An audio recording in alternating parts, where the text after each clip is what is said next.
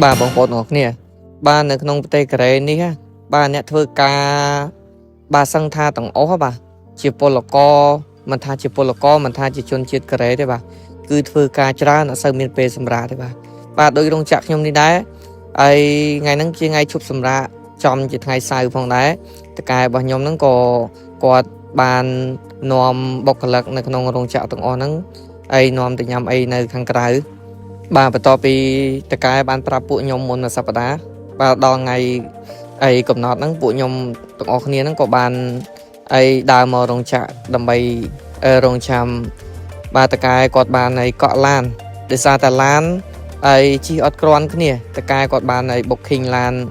អីដើម្បីឲ្យបុគ្គលិកទាំងអស់ហ្នឹងជិះបាទរោងចក្រខ្ញុំគឺមានអីពីអីជាតិសាសន៍ដែរបាទគឺជនជាតិហ្វីលីពីនហើយនិងអីជនជាតិខ្មែរបាទឥឡូវហ្នឹងក៏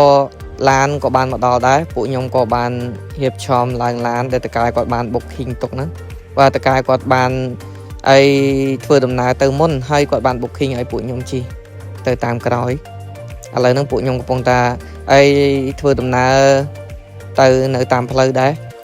បាទក្នុងនោះដែរក៏មានជនជាតិកូរ៉េ2នាក់ដែរក៏គាត់ជិះទៅជាមួយដែរព្រោះពួកគាត់ធ្វើការជាមួយនឹងពួកខ្ញុំដែរហ្នឹង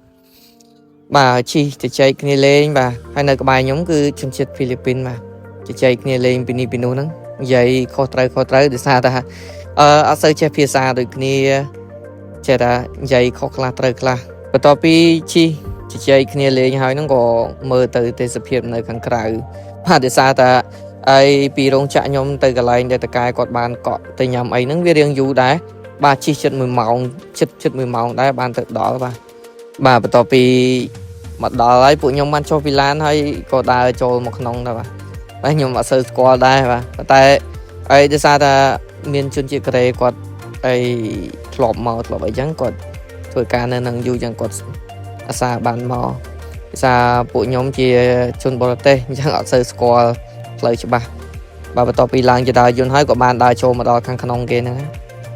បាទពេលដែលមកដល់កន្លែងបន្ទប់ដែលតកែបានកក់ហ្នឹងគឺតកែអត់ទាន់មកដល់